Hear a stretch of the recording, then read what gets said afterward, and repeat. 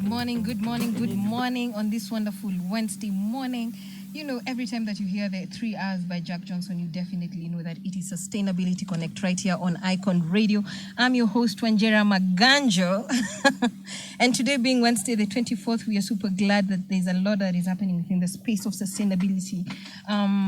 Just the other day, that was on Monday, both Stanbic and Stanchart launched their sustainability reports, and we're going to be talking about that in a little bit while. But today, we are going to be discussing something that is very pertinent and very interesting, especially to the startup space. And remember to talk to us on all our social media platforms. That is on Icon Radio KE. You are streaming us live on www.iconradio.co.ke. Remember, we love you when you talk to us, and we love it when you talk to us. So send us short SMSs on WhatsApp, that is +254 788 380030. Welcome to Sustainability Connect. And when we come back, I'll be introducing my guests, and we're going to be having a discussion on investments, on green investments in the country. So welcome, Kevin. Let's talk about this after the break. Here on Icon Radio, #1 entertainment plug. And remember, today being Wednesday, we are doing Sustainability Connect, where we are helping you understand the whole concept of sustainability in your business. And today we are diving deep into investing in a greener future. And who better to have this conversation than with Lofty Inc. And we're super glad that, Kevin, that you were part of this conversation today. So probably you can tell us who you are, who Lofty Inc. is, who Uwazi advisors are, and then we can pick up the conversation from there. So karibu sana to Icon Radio. Thank you very much. Yeah. First of all, it's a pleasure to be here. Good morning to everyone. So I wear two hats, but they both do the same thing. We are in the business of helping businesses to achieve their goals and their dreams, and especially as those dreams relate to a better, brighter future for all. So first, with Uwazi Growth Advisors, we are a group of people, we like to say experts, but we have had long experiences in building our own businesses, usually technology startups, but other businesses as well. Some of us have been consultants and worked in senior management in a number of companies. And we've come together to say and to provide the kind of tangible advice to situations that business owners are facing and struggling. We knew when we were running our businesses that occasionally a certain intervention would help open up a whole new set of opportunity or a new perspective at looking at a business. So Uwazi Growth Advisors has come into the market to help businesses do that. You'll hear a little bit more later about how we do that in some of our programs and offerings. As well, I've been investing for 15 plus years, and Lofty Inc. Capital Management, as the name says, we are a fund manager. We manage capital for other people. So we are a venture capital firm, essentially, which means that we invest in technology businesses that, again, have massive ambitions. That's why Lofty in the name actually refers to the goal of creating jobs first, but taking lofty ideas and turning them into incorporations. That's why we got Lofty Inc. So just like with Uwazi, our dream is to see small businesses become really big businesses. So, and then that way we believe that we can drive the biggest change in our society. Oh, wow. That's a whole space of just supporting businesses. Yes. And you've been doing this for quite some time, so you understand why ESG has now become such a prominent factor when you're looking to venture in businesses. So probably you can break down to us, and as an investor, why you feel like ESG is now taking that prominence. So I'm sure I don't have to tell your listeners, anyone listening to Sustainability Connect already knows what the term ESG broadly means, environmental, social, and governance.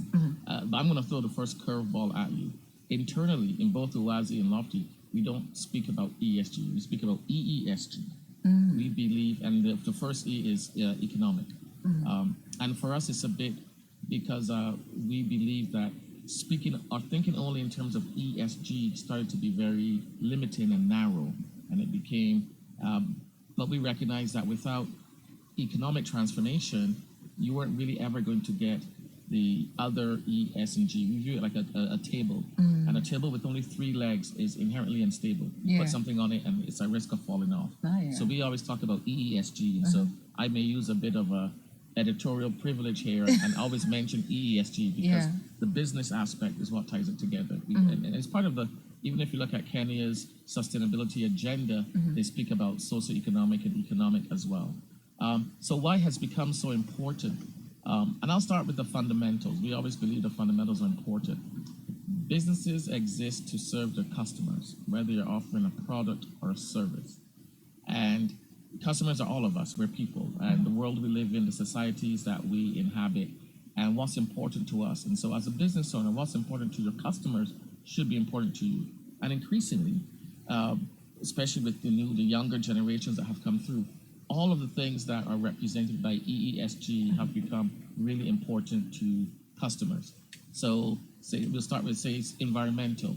None of us and all of us want to live in a world where the water is clean to drink, the air is fresh to breathe, and there are spaces that we can get out and enjoy, etc. And so as a customer, you want that. Social, there are a lot of social interactions that a business has, interactions with its workers and how they treat them, the right compensation and remuneration, with its employees, with its customers, etc. No one wants to work in or for an organization that doesn't treat people fairly. And that's a large part of what S in ESG is. And so, again, as a business, you will find that you need to do that as well, because that's the minimum expectation. G for governance. Imagine going to a bank that you couldn't trust, or you didn't know what they were doing with your money, or the policies weren't right. And it's not just banks, but all across the board. We all want to know that what you say or what you promise us you're going to get is what we're going to get. And that really speaks to the governance of a business and so on. So ESG has become important for businesses to be aware of because it just means delivering your product or service well. We like to shrink it to that level. We can talk a lot more about the specifics and the ESG agenda and why that's being driven, but generally we view it as doing the right thing at the right time for the right reasons. And that's why we believe, even though we're not impact investors or ESG investors, we look at ESG as a big driver.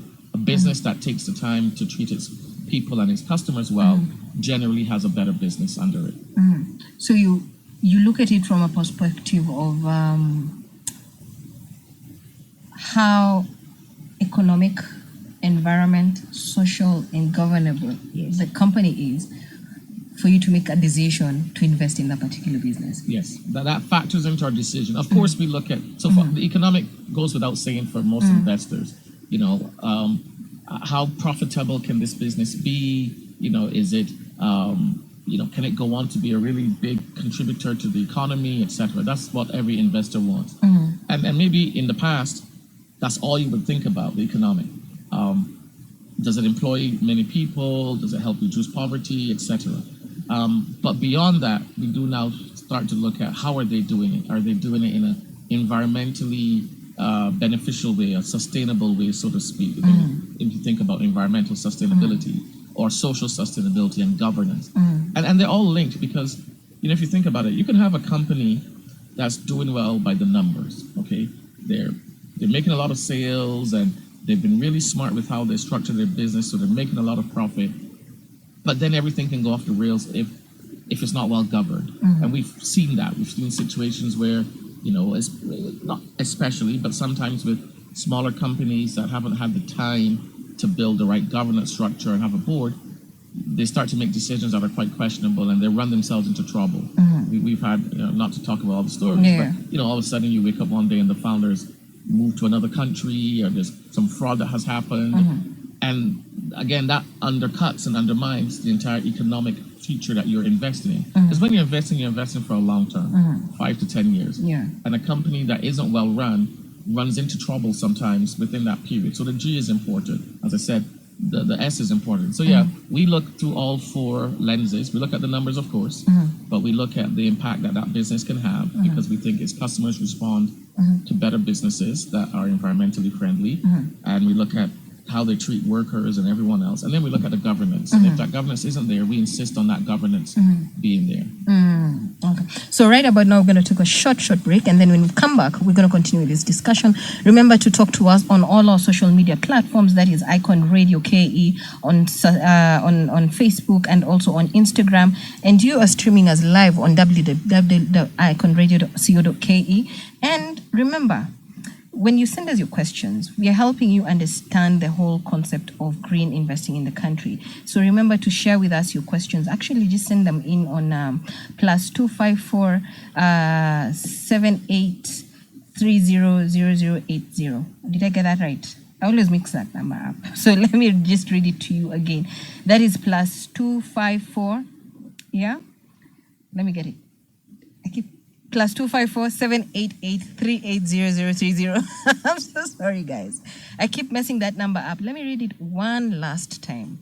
+254 788 But remember, we love it when you send us your conversation. I mean, your questions, so that we can help you understand why you need to look at your business from a perspective of, from an investor's lens. Look at what this is that they're looking for and for you to incorporate that into your business. So we're going to take a short break right now, and when we come back, we continue the discussion.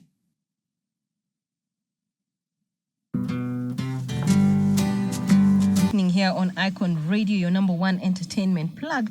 And remember, today is Wednesday and we are doing Sustainability Connect, where we are bringing climate conversations and sustainability conversations onto the airwaves. Remember, today we are talking about green investing, and Kevin here, Kevin Simmons, that is Simmons? Simmons. Yes. For a moment there, I thought I was doing the wrong thing, saying the wrong thing. So is helping us understand what it means to invest in a startup from the advisory level. Let me get this straight. Do you do from ideation, or do you need to have a startup that is already ground up? So we do. Our firm does. So our firm does cover from ideation, very very early stage, what we might call pre-seed. So when you have nothing more than a thought in your head, all the way to what we would term to be Series A. A team is in place, their customers, the businesses really settled, and then the additional capital that comes in is to really help grow that business.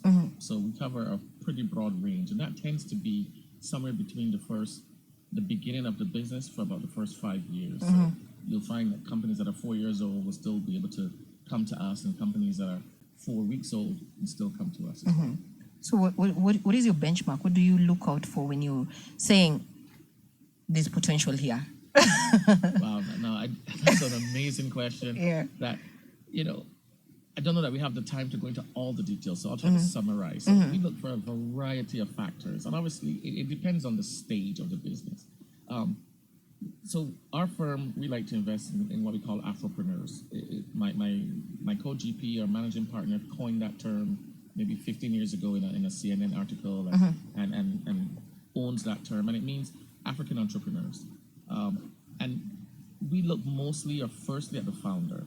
We want to invest in exceptional people that are highly driven, very ambitious, very intelligent, know their space well, because we believe that's where some of the major ingredients for business success come from. The business owner themselves.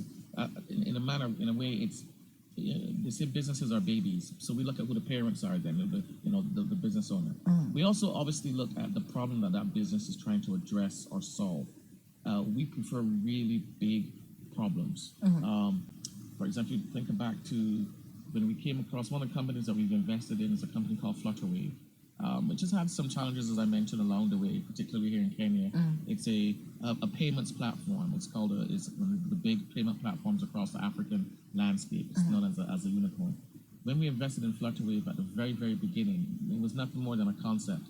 But we understood the size of the problem and the opportunity for financial inclusion and for being able to transact business so much more easily than you could at the time. So we look for really good founders, really big pressing problems, and then we kind of look at how all that comes together. We look at the team, who are the people involved?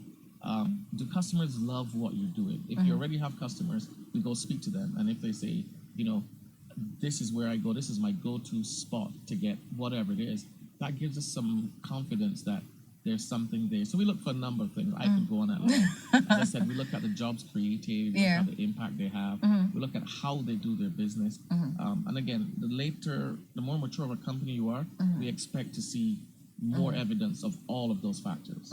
So, but we'll look from the very early beginning, and whether we believe the journey we think that you'll be on, or we look at the journey you've been on to say, oh wow, you've been really hitting your numbers. So we look for it all. Oh, I love that.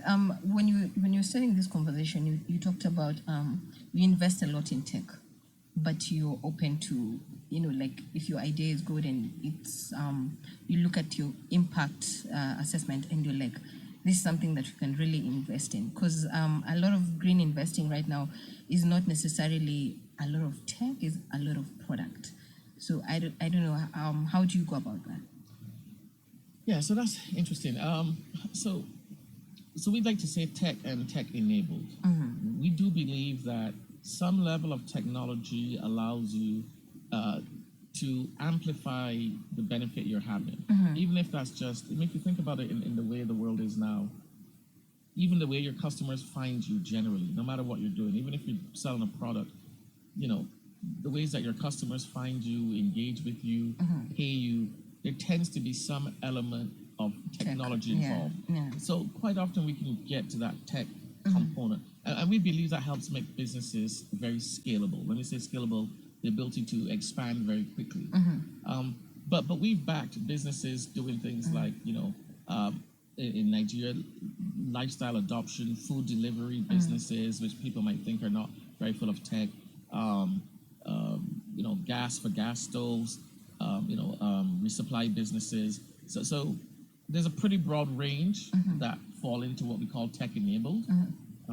And so we're not pure tech, as in the science behind technology, but we like to see how people apply technology into their businesses. So we don't just do software tech.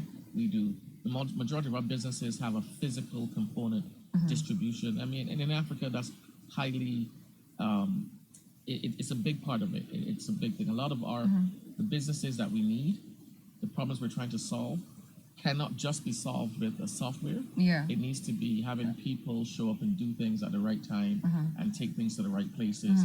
And so, but technology sometimes helps organize that. For example, I'll give one example. We're really excited. There's a business that I was with their tech team yesterday in South Africa. It's essentially what you might call a virtual hospital, but they supply nurses to and healthcare to people in areas that they may not be able to normally get, or to stop them from having to go stand in line and queue for medicine at a municipal hospital. And they use a tech component to alert and dispatch nurses. So even though it's real just healthcare, people are taking sample specimens, stool specimens, and so on, how they're organized is in a really amazing fashion. So we invest in a broad range of types of businesses. All right. So how do you see the future of sustainable business practices in this space? So that's probably where I'm the most excited. So I think a few years ago, well, particularly when I kind of came into the business, and I'll be clear, my background, I spent 15 years as an engineer in oil and gas, big global oil and gas, and it was not that I wasn't focused on the environment, for example, or sustainability, but it was a different industry. It sometimes gets a bad rap. However, now we're really excited because what we see from the founders, the young and even older people building businesses today, they're building sustainable businesses. They're building businesses with a real ESG mission.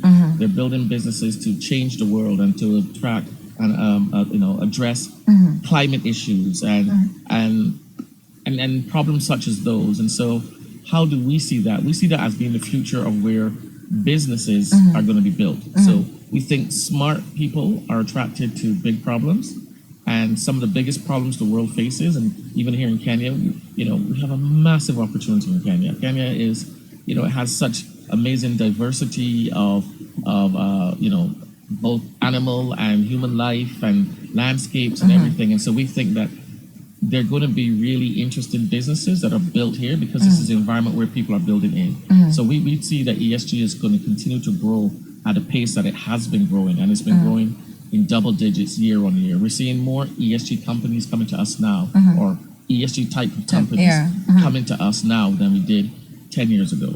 So we think that's where the future is headed. I love what you said, that you're now seeing a lot of companies that are ESG focused coming to you. And that shift has been, I mean, how long have you been seeing that shift for? Is it 2 years? Is it 3 years? Or has it always been there? It's just that now we are coining the terms to fit into the current trends of ESG. That's a really good question. So I think it's been going on for a while, but I think it's definitely accelerated over the last maybe 4 years. In some strange ways, COVID may have helped accelerate the trend that was already happening. So there were ESG focused companies and ESG investing and impact investing before COVID. And it was led by sometimes largely philanthropic type organizations, even government organizations, the UN. So prior to my role at Lofty, for example, I was running what's called an accelerator lab at UNDP. So I worked in the sustainable development space, and our lab, it was in Barbados and the Eastern Caribbean, was focused on a lot of ESG because we call ourselves a blue lab. We were focused on the blue economy. So those structures had been there for a while, and they were very catalytic. The development organizations and so on were leading the way and putting capital into businesses. And so even when Lofty first started getting involved 15 years ago in Kenya, it was when certain startups like Sanergy or Taka Solutions were coming up and saying, hey, we can make our world better. Funny enough, I think it has accelerated in the last maybe 3 to 4 years. And I think COVID allowed a lot of people to question, look, what am I doing with my life? Sometimes it was born out of a need because maybe the particular job they held went away. And a lot of people started focusing, the pace of which we're focusing on climate, for example, has definitely accelerated in the last 2 to 4 years. I think the visibility of global conferences like COP27, 28, and so on, the urgency of the demand is such now that probably 1 in 3 founders, if they're not trying to build fintech, they're sitting down with their friends and coming up with ideas around how can we help make the world a better place. So it's definitely accelerated, I think, in the last 3 to 5 years. I love it. I love that, people are now opening up to just create solutions that are tailor-made for Africa. Because, like you said, in the Blue Lab, you're doing Barbados, but now in the country, you're trying now to fit into the Kenyan market. Yes. So, speaking of regulatory influence, how has that been? And how is that evolving, in impacting businesses or as an investor? Is it something that you're keen on, especially when it comes to regulations within that space? Because our laws are not very clear. The Climate Act is still being amended. There's so much that is happening. So is it something that, give us your 2 cents on that. So I'll give you my quick 2 cents so I don't run myself into trouble. But as an investor, the regulatory landscape is extremely important. It is the football field on which the teams go to play. Similar for, say, fintech and financial regulation gives clarity and allows people to know what they can build and not build. We need the regulations and the regulators to continue to reduce the barriers of people coming in to build businesses. We also need them to incentivize customers to adopt technologies that may be expensive at the beginning. So whether that be electric vehicles or solar panels and all those things that make scientific sense, but sometimes because whenever a new technology comes into a space, it is understandably a bit more expensive than what was there before. And quite often, it's only through smart regulation, informed regulation, that it allows, for a period of time, the market to be nursed, like a plant nursery, to be nurtured, and then to be strong enough to stand on its own. And as an investor, we do need that. I would be silly if I thought that we could just do it ourselves, because you can, without that in regulation or incentive, you can put capital into a business, but that business then is still too weak to survive. And so then it doesn't grow to where it needs. And here's the business that we're all in. Our job, our goal as a private capital allocator is to support an idea that people may not recognized as beneficial on day one. And the job is to have these businesses become very well known and then be forgotten. Not forgotten because they died, but forgotten because now we're all doing it. We've all adopted it. It's a better way of doing things. That's why I like startups. They tend to bring new thinking, new ways of doing things. They're very weak at the beginning. That's why they need our capital and our support. And so regulation helps bridge that gap between when something is born and when it can kind of walk on its own 2 feet. So we do need a regulation to, and it's coming in the right direction. You know, we've had engagement with some of the different government officials, and you can see it. But we need to continue to do it, and Africa needs to lead the world in the kind of encouraging legislation and regulation for investment and for business in sustainable areas. I love you say that because right before the break, we were actually during the break we were discussing how, you know, whenever a startup starts, we get the report. We actually get the reports of when they've died. So and you're keen on saying that, you know, we should stop focusing on the death of the startup because there's an evolution that could be happening. So probably you can give us an overview of why we need to look at the startup space in Africa and especially in Kenya, why sudden death does not mean death. Yeah. So the background, I'll start with a little bit with the background of Lofty Inc. We started out in maybe 2009, 2010 in Nigeria, trying to help entrepreneurs. We created what was called the Renovation Hub. It was probably the second tech hub of its type in Africa. It was modeled actually after the iHub here in Kenya, which was the first. And we started supporting founders. And then we came into this very same thing. We found that some businesses were dying. And then we started to put capital and so on. And initially, we found it very sad and tragic. And it is sometimes sad and tragic when a business in its present form ceases to exist. But what we realized is the people that were involved didn't actually die. Yeah. And what happened is they continued to take those lessons, they became better, they learned, and they continued to then build different businesses. Some of our success, some people say, oh, Lofty has invested in 3 of the 8 African unicorns. So a unicorn is a business that's worth $1 billion or more. Even if you look at the Flutterwave story, we invested in Andela, which is before Flutterwave. But Andela wasn't the first investment into that particular founder, Ian Aboyeji. He had tried something before called Fora that failed. And so sometimes out of the death of a particular business comes another better business. And so I think just looking at the death is only one part of the story. There are just so many more founders today than there were 15 years ago when we started.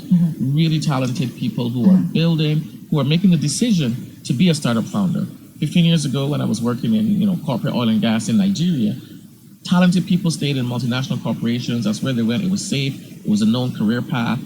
And they didn't say, you know what, I can change the world and do this other thing. And so death is a part of the startup cycle.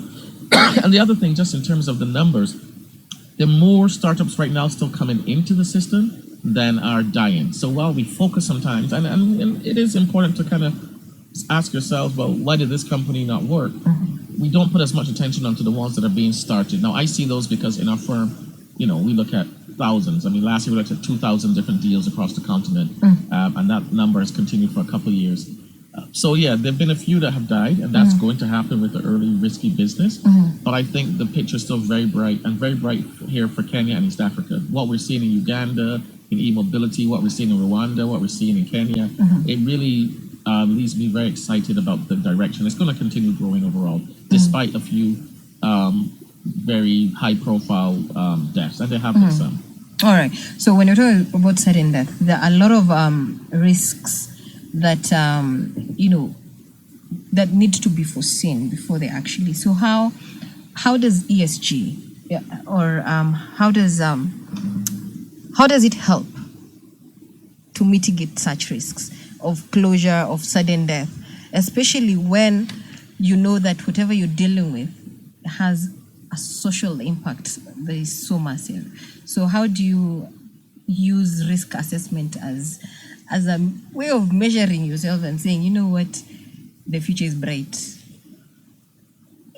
So I'll say sadly, ESG alone is not likely to stop a business from running into trouble and dying.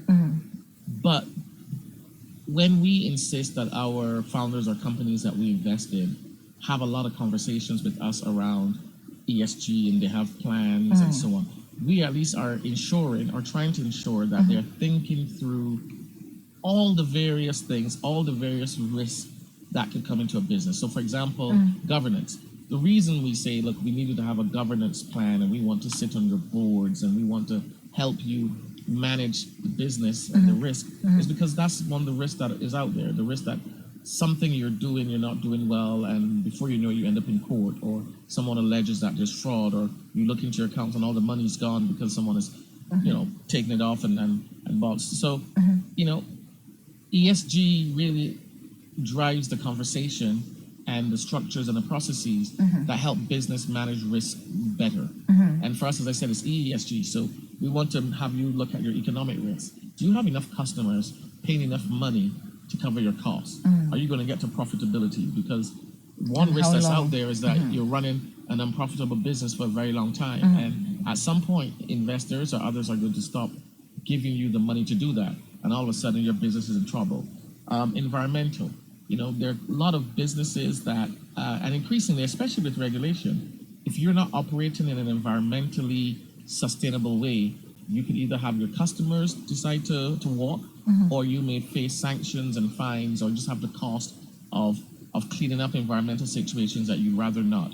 So ESG by itself doesn't just manage risk, but in collaboration with everything that we do, because we say, the job of a fund manager is to be a risk manager. So we're helping businesses manage risk so that they don't die. And ESG is one of those tools that helps us do that.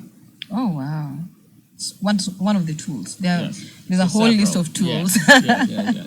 So right about now, we're going to take a short break. And after this break, we're going to be coming back with a discussion on future trends. What we foresee in the next 2, 3, 4 years. And thank you, Kevin, for being part of this conversation and just enlightening us on the whole aspect of green investing, on what you look out for when you're looking for companies to invest in. So thank you so much. We're going to take a short break. And remember to talk to us on Icon Radio on all social media platforms. That is Icon Radio KE on Instagram and on Facebook. Our WhatsApp line as well. Remember to send us a short message. And also remember, we are streaming live on www.iconradio.co.ke. We'll see you shortly after the break. Thank you for joining us on Sustainability Connect right here on Icon Radio, your number one entertainment plug. That was Coldplay with the song Paradise. And we are enjoying ourselves here because Kevin is just telling us how they look at businesses and what it takes for them to invest and how long it takes for them to make that decision to invest in a business. So thank you so much for being part of this conversation. And remember, send us your questions on all our social media platforms. That is Sustainability Connect, Sustainability KE. Sustainability Connect on social media. That is Icon Radio KE on Instagram and in Facebook. And right before the break, we were talking about we were talking about the importance of understanding ESG and why startups need to be very keen. ESG is just one of the concepts that investors look out for when they want to invest in your startup. But now we're going to be talking about the future trends. What are the future trends in sustainability and ESG investing in the country, and not just in the country, actually in Africa, because like you said, you're Afropreneurs. So what is the future trend that you foresee, and how can businesses and investors prepare for these emerging trends? So there are a number of trends across the continent that we are really excited about, and many of them actually sit in the ESG space. So if we focus mostly on two of the big ones, and where we look a lot at is climate impact, really, and food and agriculture. Some of the things that are happening, so we're excited. We all have an energy background. We're excited about the personalization of energy. And you heard it here first. Back in the past, energy that we all use was something that was centrally produced by a big power plant somewhere, and then it struggled to get that energy to wherever we needed it. because we're now going for cleaner, greener sources, there are a number of technologies that are coming out. So there are micro generators from a hydro perspective. So instead of a big hydro plant, being able to put a small device into just a local river or stream that's flowing very slowly and still producing energy. There's wind, as you know, but micro wind is sort of big form. So we are excited about kind of the micro aspect of micro energy, but the personalization to where the same way that people own their information now, and the information age has come, and you own all your information, you own your energy. And so everyone is interacting and using what they need, but producing it for others. So that has a lot of huge potential. We also like micro mobility, or what people call e-mobility, but it evolves from just that. I'm a big fan of electric vehicles in general, but there does need to be a lot of infrastructure built out. But you're already seeing it come into even mass transit. One of the companies that's a phenomenal company is called Basigo. It's a Kenyan company. They have the electric buses that you now see that are cleaner. They have Wi-Fi. You can book them on an app. And it's a great business model because it allows the bus owner, where traditionally you had to kind of go through a SACCO and a certain type of financing, now you don't in the way that this is done. And they own the battery, you own the vehicle. So there's a lot of things in the micro mobility space. Food and agriculture, we think, is a big area. We are currently invested in a company that's really working to streamline the supply chain that ends up, costing us all more to get our food. It ends up, taking a longer time, and then food freshness is compromised.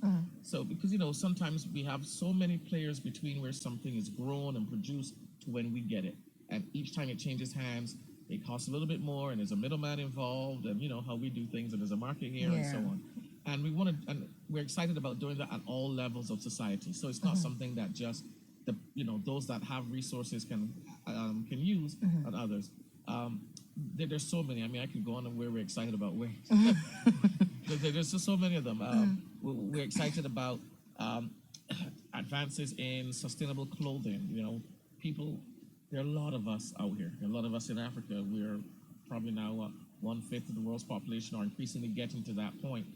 And we wear a lot of clothing, etc. So how can you have clothing that is better for the environment and still lasts longer? Because part of the issue is that some of the clothing that we've had before it's so disposable because it's not well made and so on. So using different material and so on. So I mean, stop me when you want me to stop, but there's a lot of trends. I think that the ones that I will highlight though are kind of the climate conscious trends. So e-mobility and electric vehicles, we think it will do well here on the continent. I mentioned food and agriculture. There's so many opportunities from what's called precision farming, or helping smallholder farmers to have a bigger market presence and then keep a bigger share of their resources.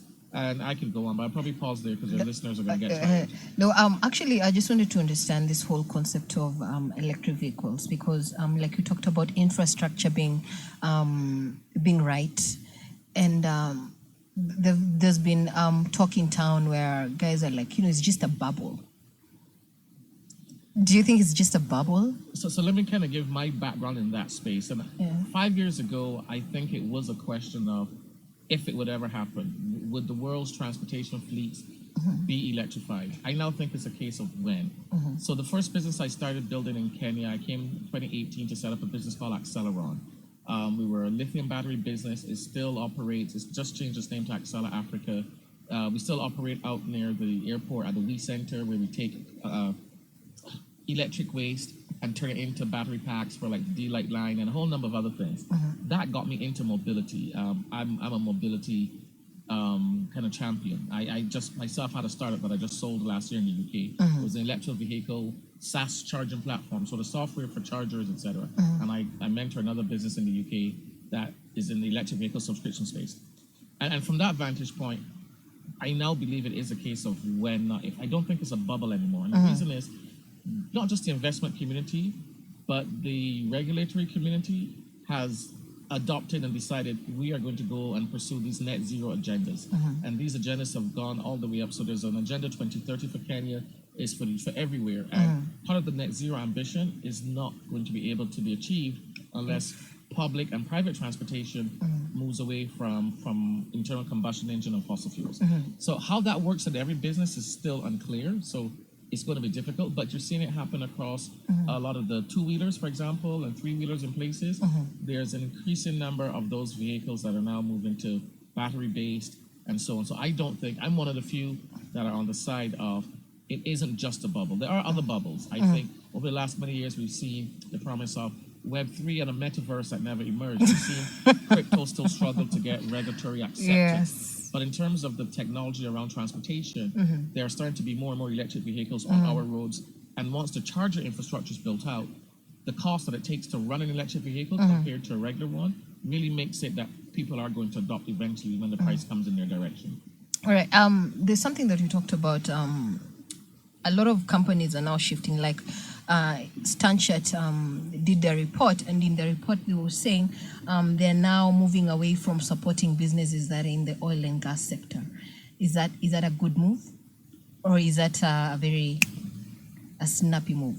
So, and again, given my 15, 20-year career in oil and gas, so I think it's a reflection of the values that we now have as a society. And I think that is squarely driven by ESG and sustainability values. It is an industry that needed to innovate and change. The global oil industry that I was a big part of had not really kept pace with where the consumer was going. And the demand for consumers now was, we want our energy, we want our products produced in a more environmentally conscious fashion. And I do believe that where money goes, then business follows. And so, groups like Stanchart taking a lead in doing that, I think does say that that's kind of where business is now. So is it too early in some places? Perhaps, because the oil industry does produce a lot more than just energy. It's chemicals for everything from pharmaceuticals to plastics. So I don't think it will go away tomorrow. But in terms of personal transportation and other areas, there's starting to be technologies that were invested in 10 years ago that are now present. If you said 40 years ago you could drive a car with a battery, we would have laughed at you. Everyone would have laughed. And obviously it was before Elon Musk, but eventually the technology came so it could happen, and now those vehicles are amazing, and every manufacturer is switching to them. And so, moving away from fossil fuels kind of is where the world is going. And I think we just all have to get on board. Oh, wow. So what advice would you give to startups that are looking to attract investments by highlighting their sustainability efforts? So the first advice I would give is really be authentic. We spend a lot of time with a lot of businesses pitching for capital, asking for investment. And I believe I've gotten better, it wasn't like that at the beginning, at identifying when you're doing it for the sake of raising capital, or when you're doing it because that's the business you want to grow, that's important to you, your employees and your customers. And when I personally sense that this is kind of you're speaking the words, but I don't see the evidence of it in how you do your business, it's going to be difficult to support you with an investment, particularly if it's an ESG driven investment. So be authentic about it. I think it makes really good business sense to put ESG squarely kind of in one of your business objectives, because as I said, it's where businesses have to go, it's where customers are going. The second thing is, for any person looking at starting a startup or business, I say try to solve the biggest problem you can, the biggest painful problem. In our industry, we say, be a painkiller, not a vitamin. Okay, solve someone's pain.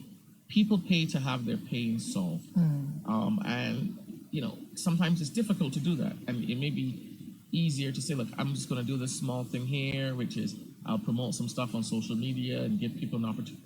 But if you're really driven to build a business that's going to take 5 to 10 years to really see the benefit to you or others, you might as well be working on something that keeps you driving towards solving that problem. So those are two of probably 10 different bits of advice that I could give to people looking to start a startup at this stage. What is your thoughts on startups that are building a lot more apps than than actual solutions for the Kenyan market, for the African market? So I have to be. I'll be very upfront. I love that smart people are building businesses. But I think there's a habit to be a copycat or to pattern match and everything, and building an app is like become fashionable. But I don't think it always solves a lot of problems. And I think we have too many apps. But this happens in every ecosystem, every society. When I was a graduate student at Stanford, this is back at the dot-com days, the same thing was happening. Really smart, intelligent people were coming out building widgets, and they weren't solving cancer and doing other things. And in that way, it's a problem. And it's not just me that says this. I was recently, a few years ago actually, at a talk at Oxford University where the vice provost of Stanford University, who's seen Silicon Valley develop, he said the exact same thing. We have a lot of the world's smartest people working on things that just frankly don't matter. I would encourage people, if you have the talent, you have the drive, as I said, don't just build an app, try to solve a problem, and I think you'll be highly rewarded. It will be difficult, but your own personal satisfaction is probably going to be a lot higher. But I understand everyone's situation is different, and sometimes, and not all apps are bad. I mean, we use apps for everything. I traveled here this morning because of a benefit of an app. Uber is an app. But I just think that... remember, it was also solving a pain. It was also solving a pain, exactly. So try to solve the biggest pain you can, and if an app is the right solution, by all means, build an app. But if what your customers need is something else, then take the time to try to build that. All right. So let me just wind up by asking, I know you have a boot camp coming up. Maybe you can tell us a little bit, just a snippet about it and what we can expect and the dates. Okay. So let me kind of tell you the premise behind the bootcamp. So with Uwazi Growth Advisors, we spend a lot of time advising businesses and startups. I've seen a lot. I advise for Visa, for Techstars, and the challenge, and I try to build many myself, is that there's a lot of the information that's out there. You can go on the internet, there's information overload, and it's not very good. Just because you've learned, you may have taken a class on accounting, doesn't mean you're going to have a good business. You may have good books, but you know nothing about selling or you don't do it right. What we've condensed and taken is from my number of years and my colleagues of working within businesses and trying to, and having them fail, but also then seeing them succeed. So we've taken all of that, and it's not just content. We're working on a concept called perception and leverage. So it's one thing to know stuff, but then how do you see the battlefield around you? And then how do you get leverage? So that 9 times out of 10 in every negotiation, whether with a customer, an employer, an investor, you get the outcome you want. And so this boot camp is designed to really embed those principles in business owners so that you can see clearly where you need to go and how you need to get there. And then you can, in an innovative way and a very ruthless way, go about doing that. Our kind of promise, or what we're trying to do, is bring about aggressive revenue growth in the businesses that we deal with. That's what we want. We're not here to talk to you about marketing. There are other people doing that and branding. We are here to say, here's how to build growth into a business. Here's what the best businesses have done. Here's what your business can do from what we look at it. And we're going to teach that and hold your hand. And it comes with the boot camp. You then get 3 months of free coaching. And I spend a lot of my time coaching. So we get on calls with CEOs every day, and they talk through problems and bring solutions. And so that's what you can expect. And we're running that from September. It's once a month, September, October, November, December. So 1-day boot camp. Do rate your trainers, because it does start with some physical fitness at the beginning. I was in the military, so I need you to be sharp and alert and so on. But you'll be fed, and I think your businesses will definitely benefit from that. And I'll share with you the collateral, the marketing information very shortly. And hopefully some of your listeners with businesses are welcome to come along. Absolutely, absolutely. I love that. So thank you so much for being part of this conversation this wonderful morning. And we love how you've broken it down, how important the EESG. Now we have the new term. You're no longer just talking about the ESG, people. Economics are important. Yeah, economics are important when you're talking about businesses. And a lot of startups in Africa or in Kenya suffer a lot if you don't get the right advisory. You find that's the reason why a lot of them are dying sudden deaths. So when you get it right from the beginning, then you are able to do proper business. So green investing, so like Uwazi Advisors and Lofty Inc. are able to help you catapult your business into higher heights. We believe so. I think our track record from the investing side is clear. The businesses we back are now becoming some of the biggest businesses in their spaces, but also the ones that even you don't see in the newspapers, And we have a range of founders you can go speak with, and they'll tell you what is it like to work with Kevin, what is it like to work with Tawu and others in our profile, and they will tell you the care, the attention, and the value that we add. But as I said, what I get up every day trying to do, and I have a lot of time up till midnight last night talking to founders to help solve. I get excited when I see a business doing better than it was the day before, and so that's what we do at both Uwazi and at Lofty Inc. Oh wow! Speaking of, who are some of the companies that you've invested in the country?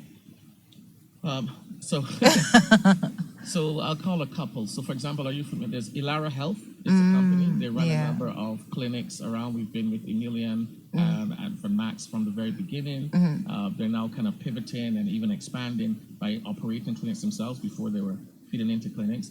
Another company, for example, is a company called Wowzy. That's in kind of they help run social media influencer campaigns. I could go a whole number. There's a Save Now, Pay Later company called FlexPay, which allows you when you go to Naivash and other places to kind of get your fridges, your televisions, but in a manner that stresses you less financially. It does require you to kind of, put some money down towards doing that. We have companies like Farms to You, which is in the agricultural supply chain. So, for example, if you're eating potatoes from KFC, what you don't know is the companies behind that are powered by Farms to You that helps smallholder potato farmers kind of get their product more visible, better seen, more reliability to the bigger buyers. And we have a whole number. Wow, that is amazing. In about 12 companies within the space. Not all just Kenyan, because we have one in Uganda. There's a company called Rocket Health doing telemedicine, but also offering it here. Company in Rwanda. So we look at East Africa as a market. But we're probably going to be doing more in the next year or two than we have in the past, because now we have a larger fund size. Yeah, I love that you are going to do bigger and greater things, because you've given them one of the few things that you look at so that you can invest in their companies. So thank you so much for being part of this conversation. I know you need to rush out. It's now 11:33. Thank you for being part of this conversation. And where can people find you? Where can people, if they want to reach out to you? So the easiest way to reach me is LinkedIn. I'm obsessive about LinkedIn. I try to get back to everyone. I used to say just email me or go to the website. But honestly, my email is LinkedIn is probably the best way. Just Kevin Simmons, VC and Innovation Specialist. You'll see me there. The Uwazi page is launching in the middle of August. But I would say if you want to reach me, just come onto LinkedIn. I'm a business person, and that's where I think business people kind of tend to spend more of my time. Yeah. So LinkedIn is the best way to reach me. All right. So thank you so much. What's your parting shot? No, my parting shot is just, I think, believe in the power of ESG, both for good, not just to get support for your business, but, put sustainability at the heart of what we're doing. And as I mentioned, economic sustainability, environmental sustainability, social sustainability, and governance. Like, try to build your business doing the right things for the right people at the right time, and I think you'll have more success than if you kind of ignored those things. ESG is not going away. It's here to stay. And I love what you're doing for sustainability, Wanjira. And, thank you. I love the radio show, and I hope you'll have me back in the future. Absolutely. You just have one product that just blew our mind away. So that we're going to be discussing on your next visit. I will reach out to them and we will discuss that. Yes, I would love that. Okay. That is a product that I think would fit a lot of businesses. Not a lot, but all businesses. We will keep the reveal till next time. Yeah. I think we will. I would love to talk about that one as well. All right. It's been a real pleasure. Thank you for having me. Yeah. Thank you so much, Kevin. And this is Sustainability Connect. We're going to go on a short break. And so many questions. But what we're going to do is on LinkedIn, when we were posting, we're going to ask them there. And then Kevin can actually just respond there. Yeah? Yes, I can do that. Definitely. All right. Thank you so much for being part of this conversation. I'll be back in a short while. On Icon Radio, your number one entertainment plug, and this has been Sustainability Connect. And thank you so much for tuning in today to today's episode of Investing in a Greener Future, insights from Lofty Inc. VC with Kevin Simmons. And I hope you gained valuable insights into the world of sustainable investing.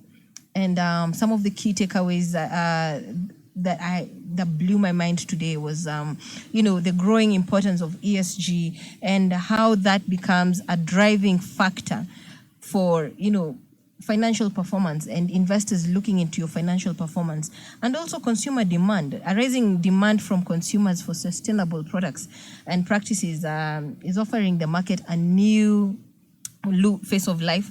And we are looking at innovation and in technology being some of the future trends that he knows and he sees that are happening within the market space. So thank you so much for being part of this conversation. And up until next week, we hope that you stay safe, keep safe. And remember, Sustainability Connect is not an entertainment show. It is an educative show where we educate you on some of the most important aspects of your business from an ESG aspect. So thank you so much. I've been your host, Wanjira Maganjo. Up until next time, God bless you.